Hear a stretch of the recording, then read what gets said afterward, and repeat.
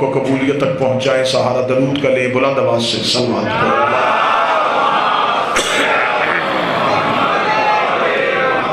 اپنے وقت کے امام کی حفاظت کے لیے, نصرت کے لیے اور مال کی تاجیل کے لیے ایک مرتبہ پھر بلند آواز سے صلوات پڑھیے. اللہ صلی علی محمد. اجازت ہے ذکر شروع کیا جا سکے. آج کی مجلس مخصوص و منسوب ہے اس شہنشاہ کے نام جس کا کردار بھی علی ہے اور نام بھی علی ہے. بسم اللہ. کیا کہنے خراسان کے اس شہنشاہ کے جو ایک ہی وقت میں محمد بھی ہے اور علی بھی ہے. یہ اعزاز صرف سیدہ کے بیٹوں کے پاس ہے. یہ اعزاز صرف خاتون جنت کے بچوں کے پاس ہے کہ یہ آل محمد ہو کے پھر محمد ہو جاتے ہیں. مولا حسین عزت عطا.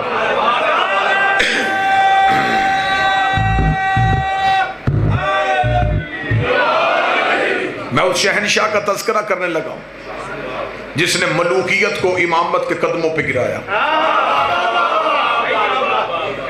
کسی بھی دور میں کسی بھی حجت کو کبھی بھی بادشاہت کی ضرورت نہیں ہوئی. قطعاً کوئی بندہ نہیں یہ سمجھے کہ جو بادشاہ ہو وہ امام ہوتا ہے یا جو امام ہو وہ بادشاہ ہوتا ہے. یوسف قید خانے میں بھی نبی تھے. فرعون تخت میں بھی لانتی تھا. اب سر ہلا رہے, اس کا مطلب ہے لانتی تخت میں بھی بیٹھا ہو.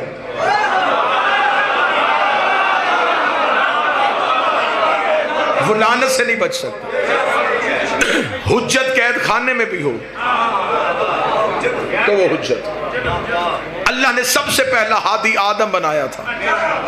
اللہ نے حضرت آدم کو تخت نہیں دیا, تاج نہیں دیا, جبکہ خدا نے آسمان پہ اعلان کیا تھا کہ میں اپنا پہلا خلیفہ بنانے لگا زمین والوں کے لیے.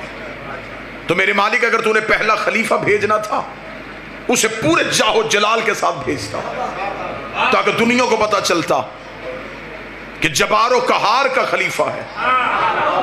اسے تخت دیتا, اسے تاج دیتا, مخلوقات کو اس کی تابع کرتا, اس کے سر پہ تاج ہوتا. لیکن تو نے کوئی روب نہیں دیا. آواز پروردگار آئی, میں آدم کو تخت اور تاج بھی دے سکتا تھا. اب جملہ بڑا بریک ہے, جو جاگ رہا ہے وہ جملہ سنے گا. میں آدم کو تخت اور تاج دے دیتا, لیکن اگر میں آدم کو تخت اور تاج دے دیتا تو قیامت تک قانون بن جاتا, جس کے پاس تخت ہوتا وہ میرا خلیفہ ہو جاتا. جو اہل معرفت تشریف ہے, اگر میں آدم کو تخت اور تاج دیتا تو پھر قیامت تک قانون بن جاتا. جس کے پاس تخت ہوتا وہ کہتا میں اللہ کا خلیفہ ہوں, جس کے پاس تاج ہوتا وہ کہتا میں اللہ کا خلیفہ ہوں. تو اللہ کے خلیفہ کی نشانی بن جاتی کہ تخت والا خلیفہ ہوتا ہے, تاج والا خلیفہ ہوتا ہے, لشکر والا خلیفہ ہوتا ہے, اقتدار والا خلیفہ ہوتا ہے, ووٹوں والا خلیفہ ہوتا ہے, چاہو جلال والا خلیفہ ہوتا ہے. تو میرے مالک اب ہمارے پاس کیا نشانی ہے؟ تو نے آدم کو تخت اور تاج تو دیا ہی نہیں. اب ہمیں کیسے پتا چلے کہ بندوں کا بنایا کون ہے, اللہ کا بنایا کون ہے؟ خدا نے کہا میں نے آدم کو تخت اور تاج تو نہیں دیا, لیکن میں نے آدم کو ایک امتیاز بخشا تھا. میں نے آدم کو فرشتوں سے سجدہ کروا دیا تھا. میں نے آدم کو فرشتوں سے سجدہ کروا دیا تھا. اب قیامت تک یہ نہ دیکھنا تخت میں کون بیٹھا ہے, یہ دیکھنا فرشتہ کس کے دروازے پہ آ. جس کے دروازے پہ فرشتہ, تخت والا,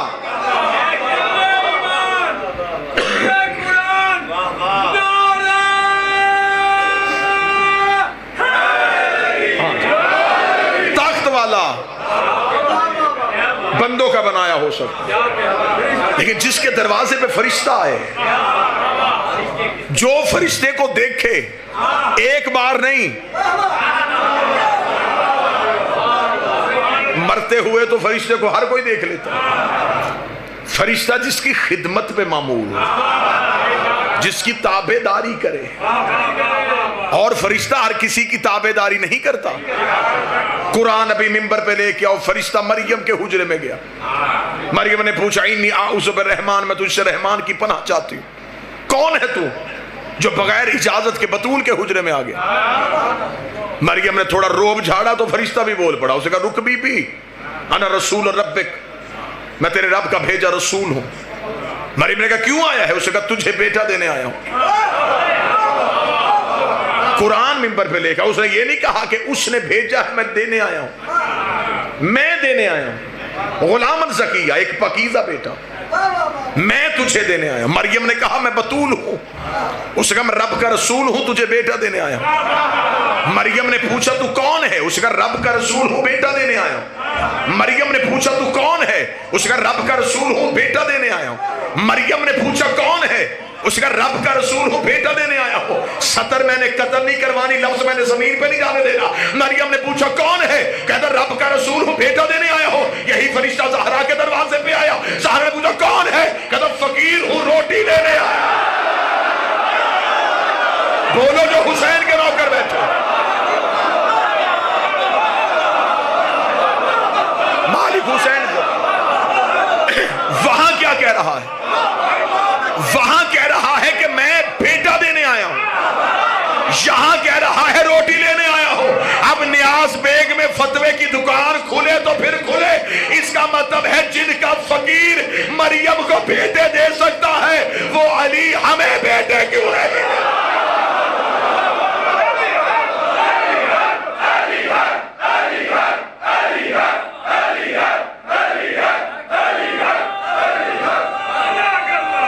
بسم اللہ سے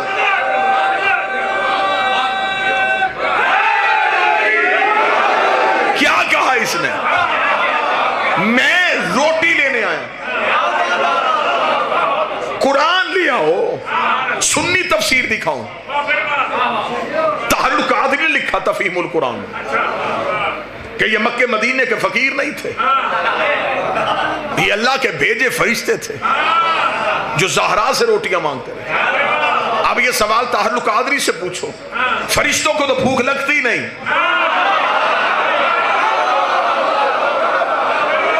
سر ہلانے سے بہتر ہے زبان تائید کر سکے. فرشتوں کو تو بھوک لگتی نہیں, پھر وہ کیوں روٹی مانگ رہے تھے؟ اچھا جو نہیں کھاتے وہ مانگ رہے ہیں.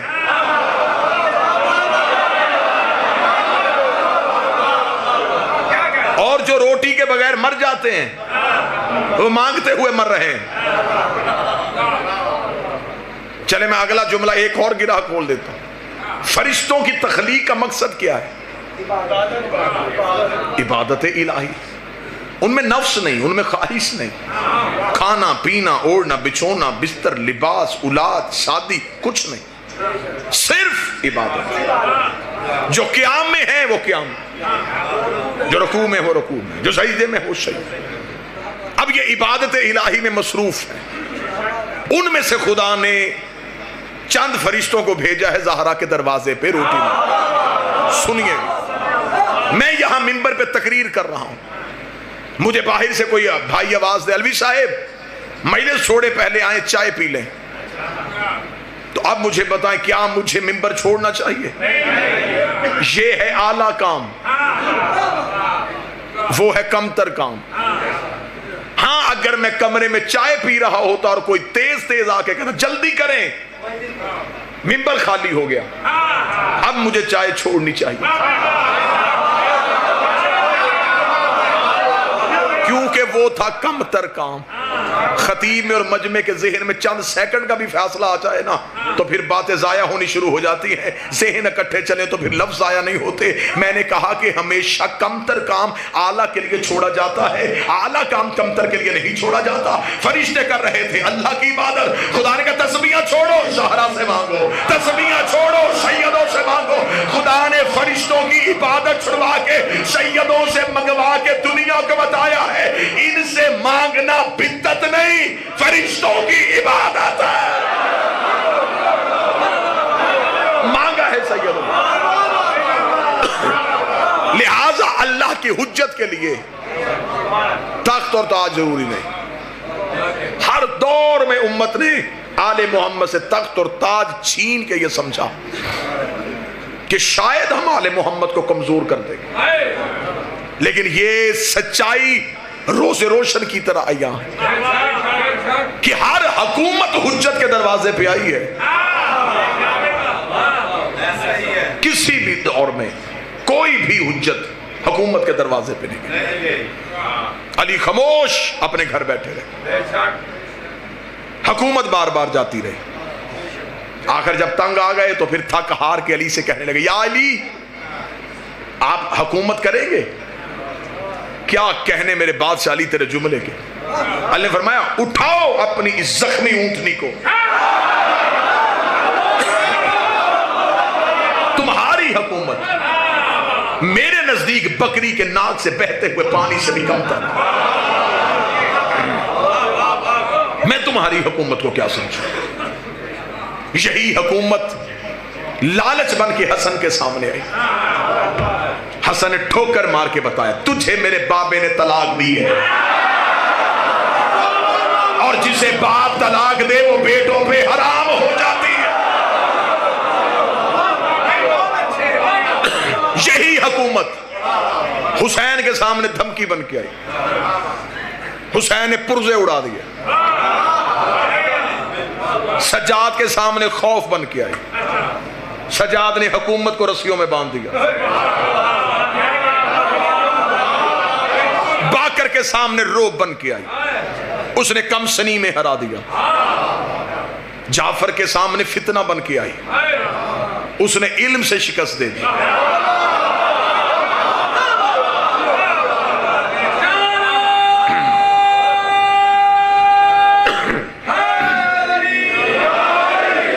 موسیٰ کے سامنے پھر فرعون بن کے آئی,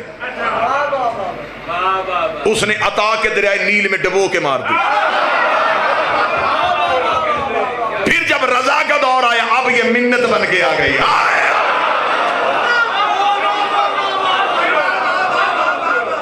کہاں سے چلی تھی, کہاں سے چلی تھی؟ کبھی دھمکی, کبھی لالچ, کبھی خوف, کبھی روب.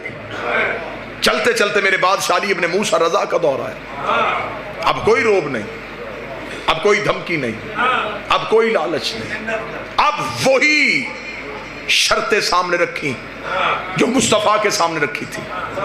مصطفیٰ سے بھی کہا تھا رشتہ بھی دیتے ہیں,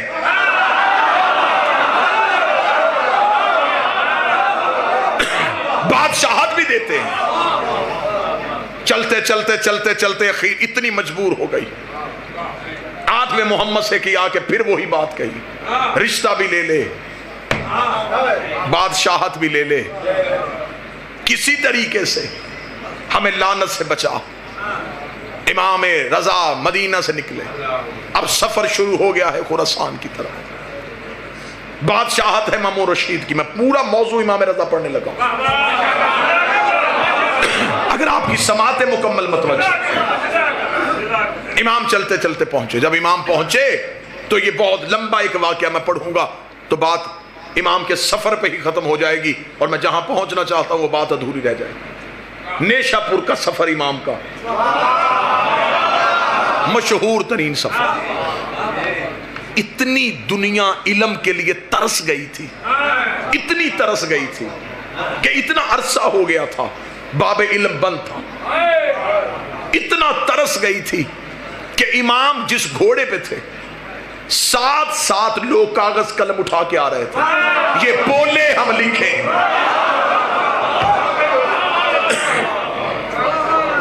اور امام کی وہ حدیث جسے سلسلۃ الذہب کہا جاتا ہے, وہ حدیث آج بھی علماء کہتے ہیں کہ اسے کاغذ پہ لکھ کے پانی میں ڈبو کے گونگے کو وہ پانی پلایا جائے تو اسے زبان مل جائے.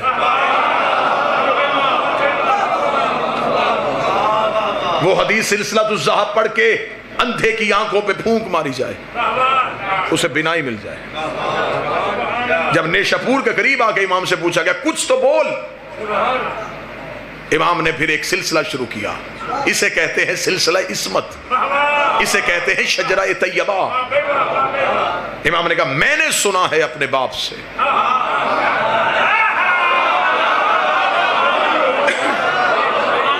جس کا نام موسیٰ ایک اعظم تھا، انہوں نے سنا اپنے باپ سے جو جعفر صادق تھے، انہوں نے سنا اپنے باپ سے جو محمد باقر تھے، انہوں نے سنا اپنے باپ سے جو علی زین العابدین تھے، انہوں نے سنا اپنے باپ سے جو حسین ابن علی تھے، حسین نے سنا ہے اپنے بھائی حسن کے ساتھ بیٹھ کے جو حسن تھے، حسن اور حسین نے سنا ہے علی سے، علی نے سنا ہے محمد سے، محمد نے سنا ہے جبریل سے، جبریل نے سنا ہے اللہ سے۔ امام نے پورا سلسلہ پڑھا، اس سلسلے میں ایک بھی کڑی ٹوٹی ہوئی نہیں تھی۔ جب امام نے اتنا بہترین سلسلہ پڑھا تو لوگوں نے کاغذ قلم ہاتھ میں کیا سنا؟ اب امام گھٹنوں پہ کھڑے ہوئے، زین پہ کھڑے ہوئے، امام نے کہا لا الہ الا اللہ ایک قلعہ ہے، یہ کہہ کے امام پھر بیٹھ گئے، سواری پھر چلی، لکھنے والے کاغذ قلم لے کے پیچھے بھاگے، مولا آگے، امام پھر گھٹنوں پہ اٹھ کے کھڑے ہوئے، امام نے کہا اس قلعے میں داخل جو ہوگا وہ امان پا جائے۔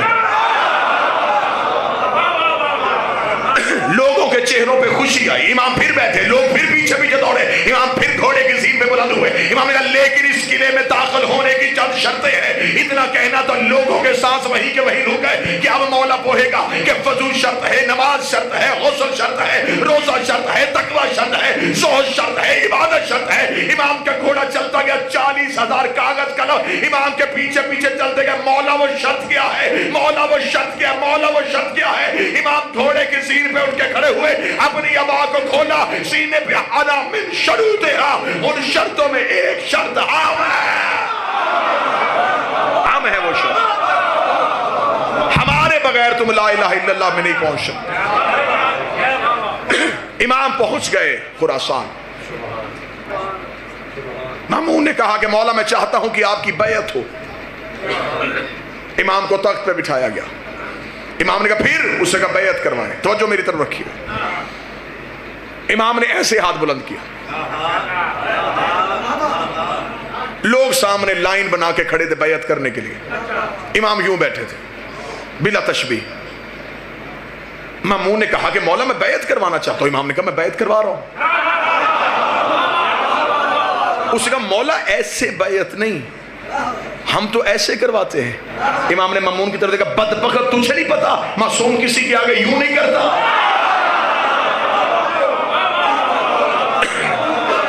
یہ بیعت کا طریقہ تم نے کہاں سے لیا؟ اور یہ بات میں آج منبر پہ بتاؤں، یہ بیعت سقیفے سے شروع ہوئی تھی، یہ غدیر سے شروع ہوئی تھی۔ غدیر میں رسول نے علی کا ہاتھ ایسے نہیں بڑھایا، ایسے اٹھایا۔ خلافت والوں کے ہاں بیعت ایسے ہوتی رہی، امامت والوں کے ہاں بیعت ایسے ہوتی رہی۔ جو چپ ہے تمہاری خاموشی کا تالا توڑوں؟ اگر آج بھی دیکھنی ہو کہ امامت کدھر ہے، خلافت کدھر ہے، اب پتہ چلا کہ علم پہ ہاتھ کیوں ہے۔ غازی آج بھی 12ویں کی بیعت لے رہا ہے، اور ویسے بھی جس گھر کی چھت پہ غازی کا ہاتھ ایسے ہو، اس گھر میں رہنے والوں کا ہاتھ کبھی ایسے نہیں ہوتا، اس لیے کہ ہم غدیر والے ہیں۔ امام نے کہا ہم بیعت ایسے نہیں کرواتے، ہم ایسے کرواتے۔ اور رسول کا بیعت کا طریقہ یہ تھا کہ چھوٹی انگلی سے بیعت شروع کرو اور انگوٹھے پہ ختم کرو۔ یہ بیعت ہوتی کیا ہے؟ بیعت کا لفظ ہے بیچنا۔ 5 چیزیں معصوم خریدتا ہے، 5 بیچتا ہے۔ 5 چیزیں معصوم کے حوالے کی جاتی ہیں، جان، عزت، مال، نفس، اولاد، یہ معصوم کی۔ اس کے بدلے میں اس سے 5 چیزیں لی جاتی ہیں، اس کے بدلے میں اس سے 5 چیزیں معصوم سے خریدی جاتی ہیں: جنت، بخشش، شفاعت، حشر کی ذمہ داری اور قبر کے عذاب سے بخشش۔ 5 چیزیں دو، 5 چیزیں لو، اس خرید و فروخت کو بیعت کہتے ہیں۔ یہ سوائے معصوم کے کسی کی ہو نہیں سکتی، کیونکہ سوائے حجت کے کوئی یہ چیزیں دے نہیں سکتا۔ صحابی جنت میں جا سکتا ہے لے جا نہیں سکتا. ویسے بھی میں پاکستان کے ہر ممبر پہ کہہ رہا ہوں میرے اہل سنت بھائیوں نے اسلامیات میں وہ واقعہ بڑی کثرت سے لکھا ہے کہ ہمارے پاس 10 صحابہ اکرام رضوان اللہ علیہ مجمعین ایسے ہیں جنہیں نبی نے اپنی زندگی میں بیعت رضوان میں جنت کی بشارت دی تھی, اور انہیں میرے اہل سنت بھائی عشرہ مبشرہ کہتے ہیں کہ ہمارے پاس 10 ایسے ہیں, ہمارے پاس 10 ایسے ہیں جنہیں نبی نے جنت میں جانے کی بشارت دی تھی. مجھے اس واقعے میں بحث نہیں کرنی کہ اس کی سند کیسی ہے, یہ واقعہ ہے یا نہیں ہے, لیکن میرے اہل سنت بھائیوں کے پاس صرف 10 ایسے ہیں جنہیں نبی نے جنت میں جانے کی بشارت دی تھی. یہ سارے وہ بیٹھے ہیں جنہیں نبی نے جنت میں جانے کی ضمانت دی ہے.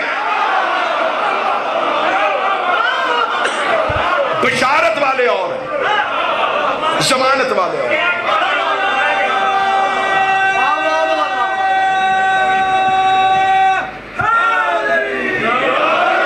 متوجہ ہیں جی. امام نے فرمایا بیعت ایسے ہو.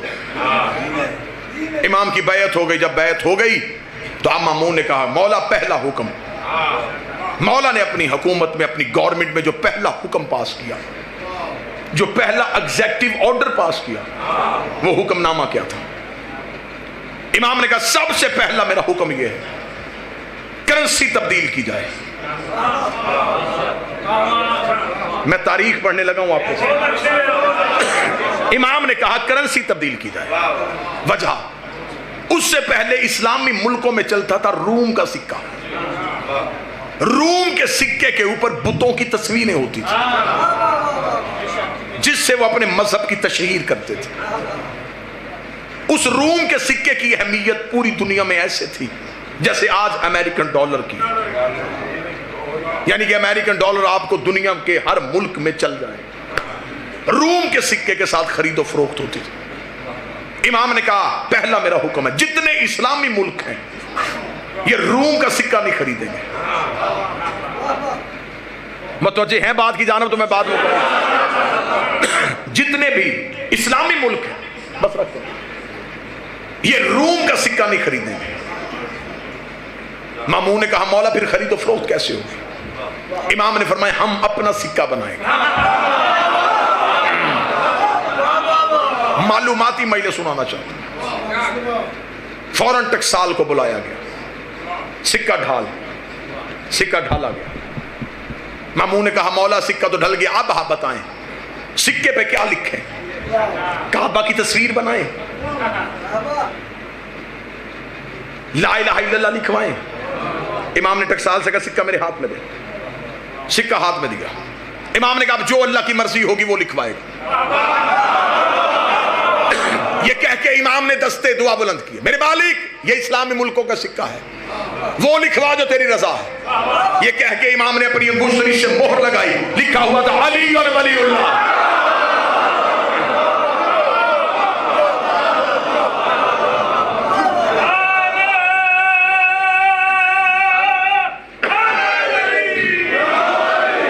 کیونکہ لا الہ الا اللہ سب کوئی پڑھ سکتا ہے, محمد رسول اللہ ہر کوئی پڑھ سکتا ہے. علی ولی اللہ وہ پڑھے گا جس کا لا الہ پہ بھی یقین ہوگا, محمد رسول اللہ پہ.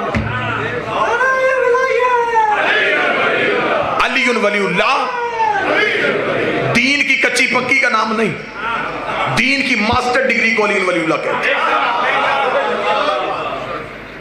امام نے کہا علی ولی اللہ کا سکہ. امام نے کہا یہ سکہ بناؤ. وہ سکہ بن گیا. وہ سکہ اسلامی ملکوں میں پہنچا دیا گیا. اب دشمن کے لیے تو وہ موت تھا کہ دل میں بغض علی, جیب میں علی ولی اللہ. مولا حسین. لیکن نوکر کے لیے, علی کے محب کے لیے وہ قیمت سے زیادہ قیمتی تھا. لیکن انہیں یہ بھی پتا تھا علی کے شیعوں کو کہ یہ سکہ ہمیشہ نہیں چلے گا, آخر تھوڑی دیر کے بعد اس سکے کو بند کر دیا جائے گا. لہٰذا علی کے جتنے شیعہ تھے وہ اس سکے کو خرچ نہیں کرتے تھے, اسے اپنے پاس رکھ لیتے تھے. پھر جب بھی کوئی سفر کے لیے نکلتا وہ اس سکے کو کپڑے میں باندھ کے اپنے بازو میں باندھ کے میرا امام ضامن ہے.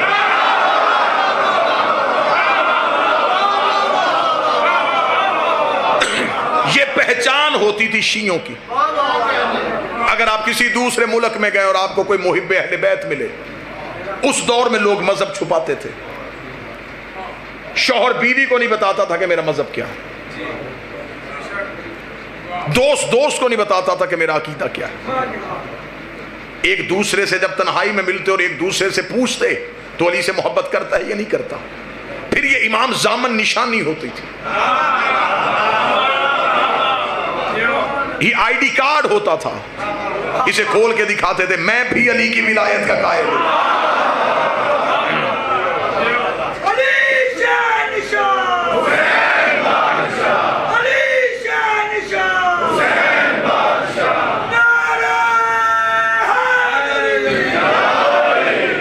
میرے شہنشاہ, موضوع پسند ہے سرکار بات میں, کیونکہ مجلس مولا کی ہے تو میں پوری گفتگو مولا پہ کروں. اتنے فضائل ہیں علی ابن موسیٰ رضا کے, اشرا پڑھا جا سکتا ہے. ایک مجلس ہو سرکار کی علمی بصیرت پہ, ایک مجلس ہو سرکار کی سیاسی فیصلوں پہ, ایک مجلس ہو سرکار کی جنگوں کی حکمت عملی پہ. پوری ایک کھلی کتاب ہے میرے بادشاہ کی سیرت. میرے شہنشاہ دربار میں بیٹھے تھے. دربار میں بیٹھے بیٹھے مامون رشید کا یہ طریقہ کار تھا کہ جتنے سیاسی فیصلے ہوتے تھے وہ خود کرتا تھا. علمی فیصلے امام سے کرواتا تھا. اور امام ویسے بھی دنیا داری کے فیصلوں کو ترجیح نہیں دیتے تھے. امام کہتے سیاست جانے اور تو جان. اس لیے علی ولی اللہ پڑھنے والوں کو سیاست سے دور رہنے کا حکم دیا گیا. سیاست جھوٹ اور منافقت کی ماں کا نام ہے. آل محمد نے سے دور رہنے کا حکم دیا. یہ سب سے پہلے علی کے خلاف استعمال ہوئی تھی.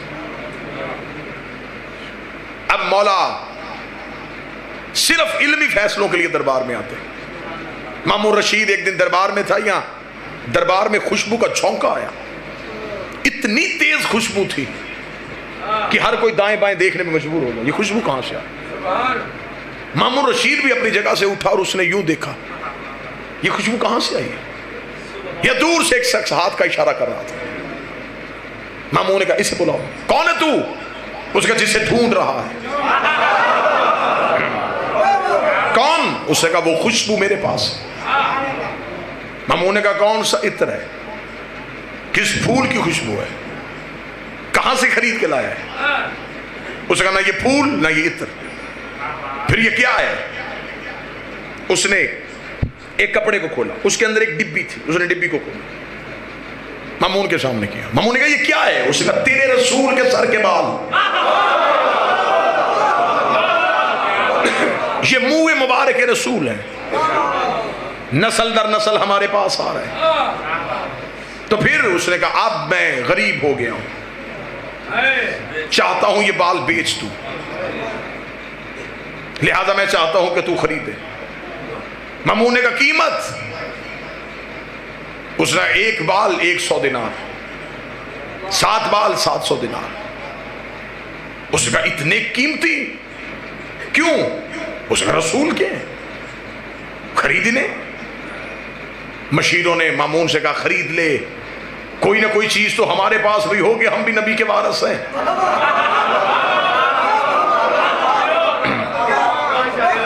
منہ مبارک ہمارے پاس ہوں گے, لوگوں کو زیارت کروایا کریں گے, کہیں گے ہم وارث رسول.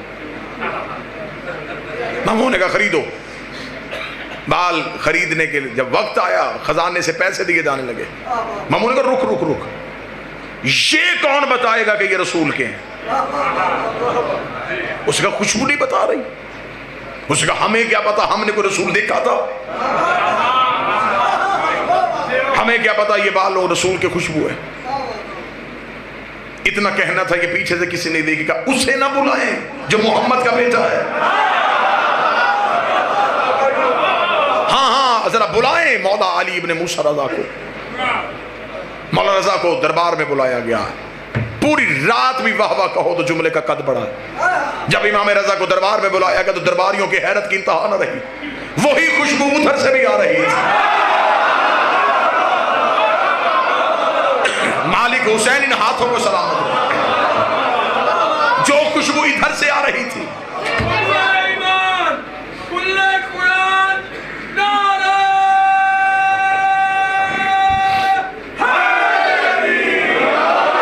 بالکل وہی خوشبو ادھر سے آ رہے ہیں۔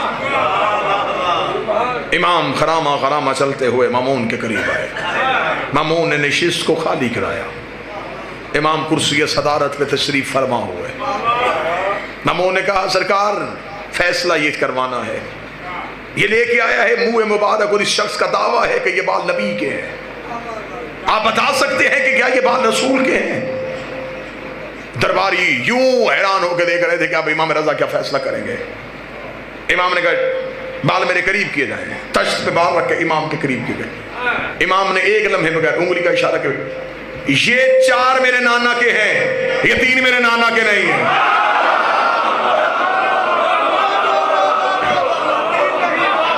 یہ 4 بال میرے نانا کے ہیں، یہ 3 بال۔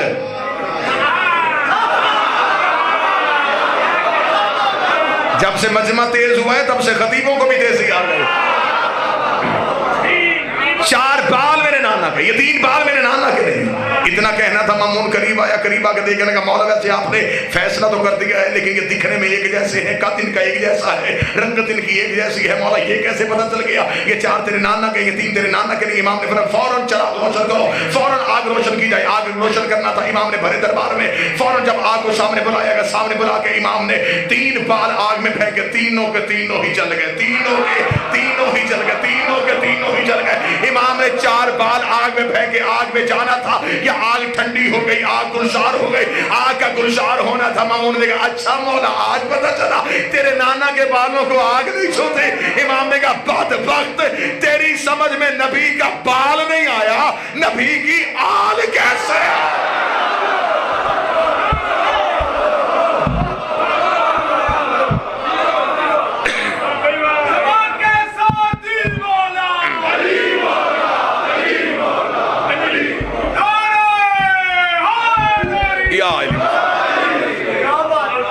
تجھے نبی کے بال سمجھ میں نہیں،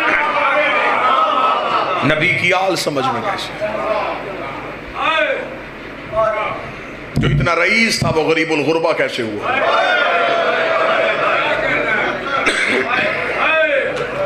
میرا مولا تمہیں مشہد لے کے جائے، علی کے روزے پہ جاؤ تو جلالت، حسین کے روزے پہ جاؤ تو کرم، عباس کی ذری پہ جاؤ تو روب، رضا کے روزے پہ جاؤ تو امیری۔ جو پہلی بار مشہد جاتا ہے نا، جو ہی امام رضا کا حرم دیکھتا ہے سینہ بھائی جان یوں چوڑا ہو جاتا ہے، شیعہ کو فخر ہوتا ہے اس امام کا نوکر ہو۔ سونے کے دروازے، چاندی کی سیڑھیاں، بہترین حرم، تا حد نگاہ امیری ہی امیری، خوشبو کے جھونکے، بہترین ایرانی کلیم، خادموں کی لمبی لائنیں۔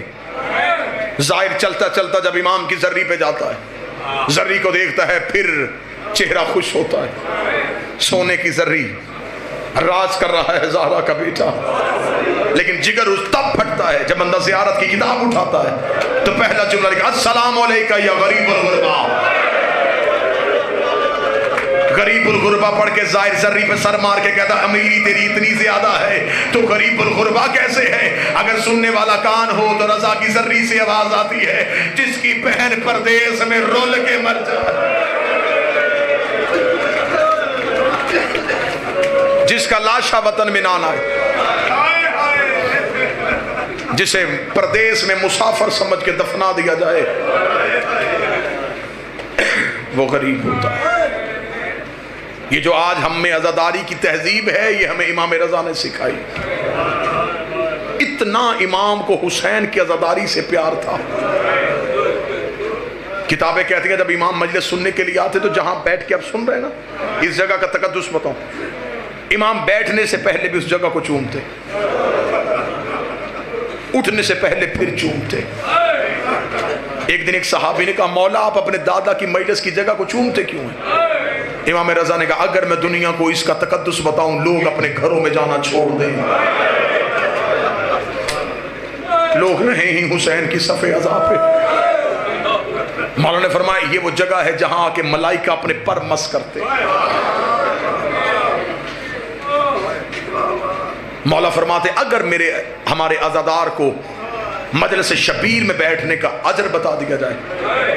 مولا فرماتے ہیں کہ اللہ جب عرش میں ملائکہ سے کہتا فرش پہ دیکھو جہاں حسین کی مجلس ہو رہی ہوتی، تو ملائکہ کہتے ہیں ہم سے ساری زندگی کی عبادت لے لے، ہمیں تھوڑی دیر کے لیے اس محفل میں جانے دے۔ اس لیے کہ کائنات کا کوئی عمل ایسا نہیں جس میں 14 نے کہا ہو کہ ہم تمہارے ساتھ ہیں۔ کسی کتاب میں مجھے بتاؤ کہ انہوں نے کہا مصلی بچھاؤ ہم تمہارے ساتھ نماز پڑھیں گے، افطاری کے لیے دسترخوان سجاؤ ہم تمہارے ساتھ افطار کریں گے، حج کے لیے احرام باندھو ہم تمہارے ساتھ حج کریں گے۔ ایک ہی وعدہ کیا، تم حسین کی صف بچھاؤ، کوئی آئے نہ آئے ہم ضرور آئیں گے۔ مردوں میں سجاد بیٹھ جاتا ہے، عورتوں میں زینب بیٹھ جاتی ہے۔ میرے مولا علی ابن موسیٰ رضا، مولا اپنے گھر میں روزانہ مجلس کرواتے تھے۔ شبیر کے ذاکر کا احترام میرے مولا رضا نے سنایا، اتنا احترام کرتے تھے اپنے دادے کے ذاکر کا۔ اکثر دیبل کو بلاتے تھے مرثیہ سننے کے لیے۔ دیبل ایک دن امام کو مرثیہ سنانے کے لیے، دیبل ابھی دروازے پہ تھا، امام چل پڑے، دیبل وہیں کا وہیں رک گیا۔ امام نے کہا رکا کیوں ہے؟ اسے کہا آپ چل رہے تھے، میں آپ کے احترام میں رک گیا۔ امام اس کی طرف دوڑ کے گئے، امام نے اس کے گلے میں باہیں ڈال کے جو جملہ پڑھا وہ جملہ سناؤ۔ امام نے گلے میں باہیں ڈال کے، اے میری دادی کا مددگار، اے میری ماں فاطمہ الزہرا کے مددگار۔ امام نے شبیر کے ذاکر کے گلے میں باہیں ڈالی، امام ہاتھ پکڑ کے لے کے آئے، دیبل سر جھکا کے آیا۔ امام نے کہا دیبل کوئی نیا مرثیہ بھی لکھا ہے؟ عامر آباد سے لکھا ہے۔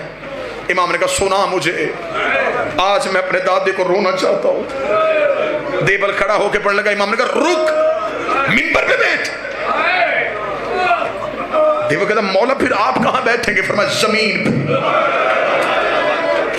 دیبل تڑپ کے کہتا میری جرت ہے زہرا کا بیٹا زمین پہ بیٹھے میں ممبر پہ بیٹھ جاؤں؟ فرمایا میں حکمن کہتا ہوں تو ذاکر شبیر بن کے ممبر پہ بیٹھ، میں عزادار شبیر بن کے خاک پہ بیٹھ۔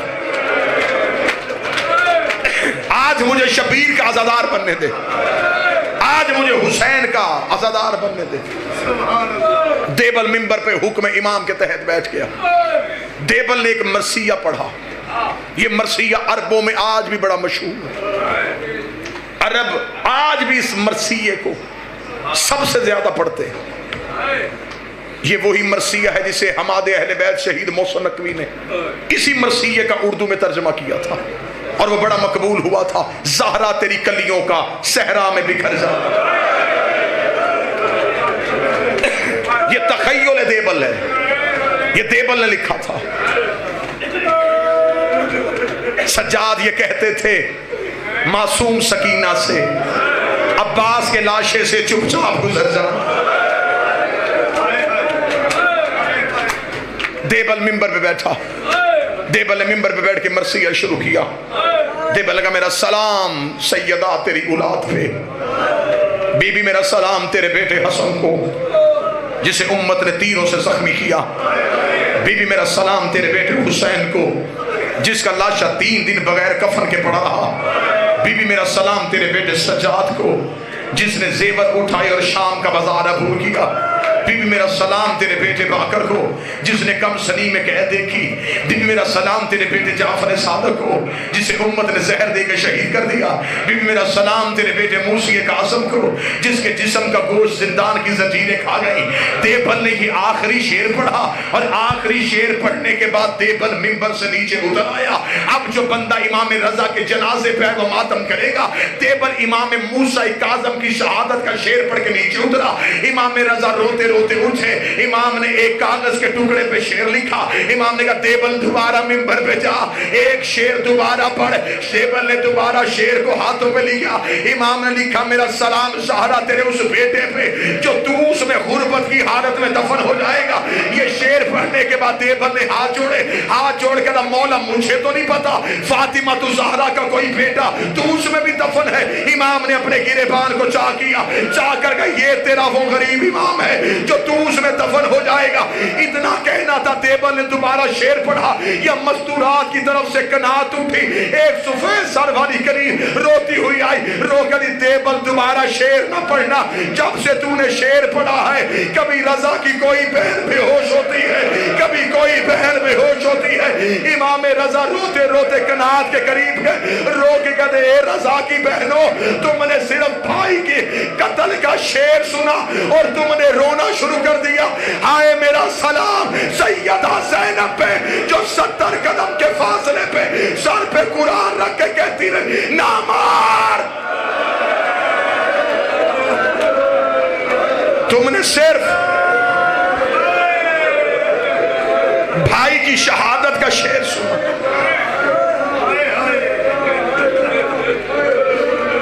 اجازت دو تو میں 2 جملے پڑھوں شہادت کے۔ غربت کی حالت میں، پردیس میں، جہاں اپنا بھی کوئی نہیں تھا، جب مامون ملعون نے دربار میں بلایا امام کو زہر کے لیے، امام نے اپنے نوکر ابا سلط کو ساتھ لیا، فرمایا میرے ساتھ چل، آج میرا آخری دن ہے۔ ابا سلط تڑپا، مولا کیوں؟ فرمایا آج مجھے دربار میں زہر دی جائے گی۔ اتنا کہنا تھا، ابا سلط نے کلائی پکڑ کے کہا جب خبر ہے پھر جا کیوں رہا ہے؟ امام نے فرمایا نہیں، شہادت ہمارا ورثہ ہے، مجھے دربار میں جانا ہے۔ امام نے کہا ہاں ابا سلط میں تجھے نشانی بتاؤں، جاؤں گا میں تنہا، واپسی پہ اگر میرا امامہ چادر بن کے میرے سر پہ ہوا تو سمجھ لینا تیرے امام کو زہر مل گئی۔ ابا سلط حربی خود روایت کرتا ہے، وہ کہتا جب دربار کا دروازہ آیا نا، ابا سلط کہتا میں نے آخری بار رضا کا چہرہ دیکھا، امام رضا نے آخری بار یوں میری طرف دیکھا۔ ابا سلط قدموں پہ ہاتھ رکھے کہتا بہنے غریب نہ کر، مولا تیری بہنیں پردیس میں ہیں، مولا منت کر نوکر پہ ابھی یہیں سے واپس چلے چل، میں تجھے مدینے چھوڑ کے آؤں۔ اتنا کہنا تھا، امام نے فرمایا ابا سلط میں تیری جنت کا ضامن، تو نے اپنے وقت کے امام کا خیال رکھا۔ ابا سلط کہتا امام دربار میں چلے گئے، میں دربار کے دروازے پہ بیٹھ کے روتا رہا، رو رو کے کہتا اے فاطمہ زہرا مدد کر، تیرا بیٹا غریب ہو کے تنہا دربار میں گیا ہے۔ ابا سلط کہتا میں بی بی سے تبسل کر رہا تھا، یہ تھوڑی دیر بعد میں نے امام رضا کو دربار سے نکلتے ہوئے دیکھا۔ ابا سلط کہتا میں نے چہرے پہ ماتم کرنا شروع کر دیا، کیونکہ امام کا امامہ کھل کے چادر بن کے امام کے سر پہ تھا۔ ابا سلط کہتا کاش وہ دن دیکھنے سے پہلے میں مر جاتا، میں نے زمانے میں بہت بہت لوگوں کو زہر کے بعد جیتے ہوئے دیکھا ہے۔ اسے کہا میں نے دیکھا ہے ابھی زہر ملی، تھوڑی دیر کے بعد دربار سے باہر نکلا، جہاں سے رضا پاؤں اٹھا رہا تھا زمین سے خون آ رہا تھا، زہر اتنی شدید تھی زہرا کے بیٹے کے پاؤں کے تلوے پھٹ گئے۔ آج روکو میں، آج روکو۔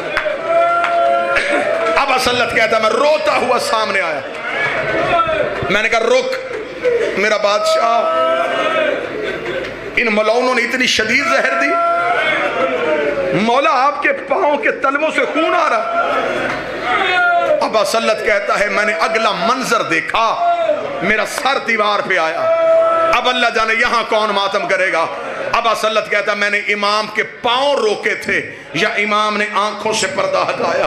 امام کہتا میں نے دیکھا امام کی آنکھوں سے لہو جاری تھا، رو کے کہتے تو پاؤں کو رو رہا ہے، او میرا جگر پھٹ گیا۔ ابا سلط کہتا میں نے ہاتھ تھاما، ہاتھ تھام کے میں لے کے گیا امام کو گھر۔ ابا سلط کہتا میں نے جلدی جلدی بستر بنایا، امام نے کہا بستر بعد میں بنا، جلدی کر ہرسمہ کو بلا کے لا۔ ابا سلط کہتا میں ہرسمہ مولا کا نوکر، مولا کا خاص صحابی، جیسے علی کو ابو ذر و کمبر سے پیار تھا ایسے رضا کو ابا سلط اور ہرسمہ سے پیار۔ ابا سلط کہتا میں روتا ہوا ہرسمہ کے گھر کی طرف دوڑا۔ ابا سلط کہتا جو ہی میں بازار میں گیا تیز آندھی آ گئی، اتنی تیز بارش ہوئی، اور یہ اثر ہے جب امام کو زہر ملتی ہے تو ہمیشہ ایک ایسا طوفان آتا ہے جس سے لوگ ڈر جاتے ہیں، اس لیے کہ کائنات میں تبدیلی آتی ہے جب حجت دنیا چھوڑ رہی ہوتی ہے۔ ابا سلت کہتا ہے میں نے زندگی میں اتنا خوفناک طوفان نہیں دیکھا تھا، ایسے لگ رہا تھا جیسے خراسان میں لہو کی بارش ہونے لگی ہے، اتنی تیز آندھی تھی، دروازوں کے ساتھ دروازے لگ رہے تھے، لوگ ڈر کے اپنے اپنے گھروں میں بیٹھ گئے۔ ابا سلت کہتا میں روتا روتا ہرسمہ کے دروازے پہ گیا، میں نے دروازے پہ دستک دی، ہرسمہ مصلی پہ بیٹھا تھا، میں نے کہا ہرسمہ کیا کر رہا ہے؟ اس کا نماز آیات پڑھ رہا ہوں، اتنی تیز اور اتنی خوفناک آندھی آ گئی ہے، اللہ جانے کسی مظلوم کا گھر تو نہیں اجڑ گیا، اتنا کہنا تھا۔ ابا سلت کہتا میں نے ہرسمہ کے گلے میں باہیں ڈالی، روکے کا کوئی مظلوم نہیں، ہمارا امام غریب ہو گیا ہے، ہمارے مولا کو زہر مل گئی ہے۔ ابا سلت کہتا بازار میں ادھر سے میں رو رہا تھا، ادھر سے ہرسمہ رو رہا تھا۔ ابا سلت کہتا میں کبھی ہرسمہ کو پکڑتا تھا، کبھی ہرسمہ مجھے پکڑتا تھا، ہم ایک دوسرے کو سہارا دیتے دیتے جب امام رضا کے گھر گئے، ابا سلت کہتا میں نے دروازہ کھولا، میں نے امام کو بستر پہ نہ پایا، میں نے ہرسمہ سے کہا میں تو ابھی مولا کو بستر پہ چھوڑ کے گیا تھا۔ وہ کہتے جلدی جلدی ہم نے چراغ روشن کیا، ہم نے دیکھا رضا زمین پہ ایسے تڑپ رہا ہے جیسے مچھلی بغیر پانی کے تڑپتی ہے۔ ابا سلت کہتا میں نے قدموں پہ ہاتھ رکھا، ہاتھ رکھ کے کہا مولا زہر کا اثر زیادہ تو نہیں؟ امام رو کے کر کے مجھے بتا تجھے آنے میں دیر کیوں ہوئی ہے؟ رو کے کر کے مولا باہر طوفان بڑا تیز ہے، باہر بارش بڑی تیز ہے۔ رضا رو کے کہتا تم مرد ہو کے گھبرا گئے، وہ عورت ہو کے اکیلی قوم کی پہاڑیوں پہ رو رو کے کہہ رہی ہے رضا میری اونٹنی مر گئی، میری کنیز مر گئے۔ ماتم غریب